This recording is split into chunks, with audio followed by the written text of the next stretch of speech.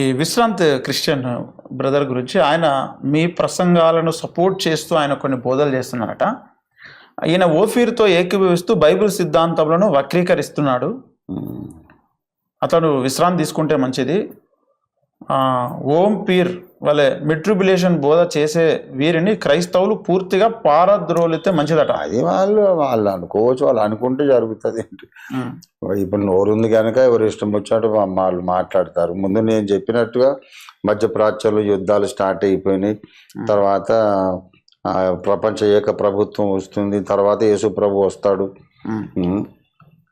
వచ్చిన తర్వాత అందరం న్యాయపీఠం ముందు నిలబడతాం. ఆనాడు ఎవరి సేవ, విశ్రాంతి క్రిస్టియన్ రైటో, ఓఫీర్ గారు రైటో, వీళ్ళు రైటో, ఆ న్యాయాధిపతి అప్పుడు బహుమానం ఇస్తాడు కదా. వీళ్ళకి ఎందుకు తొందర?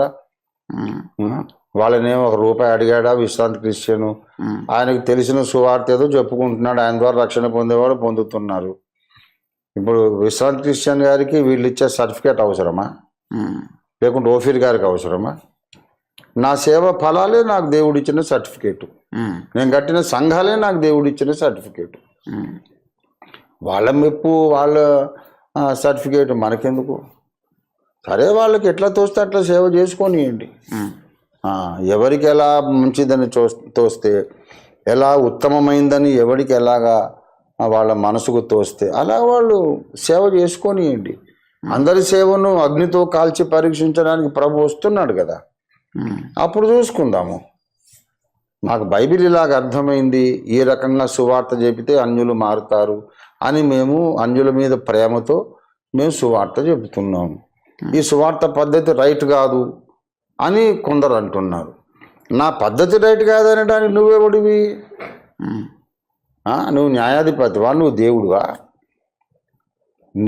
నేను సువార్త ఒక పద్ధతిలో చెప్తున్నా. ఈ పద్ధతి ద్వారా రక్షణ పొందిన వాళ్ళు వేల మంది, లక్షల మంది ఉన్న తర్వాత ఈ పద్ధతి రైట్ కాదు నువ్వెలాగంటావు? సరే, నీదేది రైట్ పద్ధతి, అలా నువ్వు ఇంకో లక్షల మంది సంపాదించి చూద్దాము. ప్రభు వచ్చినాడు, అందరి సేవ పరీక్షించబడుతుంది, ఎవరికి తగిన మెప్పు వాళ్ళకి కలుగుతుంది. మనం ఇంకొకటి అలా చెప్పొద్దు ఇలా చెప్పొద్దు అని మనం మాట్లాడమే. యేసు ప్రభు ఎందుకు రక్షకుడో, ఆయన తప్ప ఇంకో మార్గం ఎందుకు లేదో, ఆయన నమ్మకపోతే నరకానికి ఎందుకు వెళ్తారో లాజికల్గా అందరికీ చెప్తాము. యేసు ప్రభువుని నమ్మితే పరలోకం గ్యారంటీ, యేసుని నమ్మకపోతే ఎంత మంచిగా బ్రతికినా నరకము గ్యారంటీ అనే సువార్త నేను చెప్తున్నాను, విశ్రాంతి క్రిస్టియన్ కూడా చెప్తున్నాడు. ఓకే.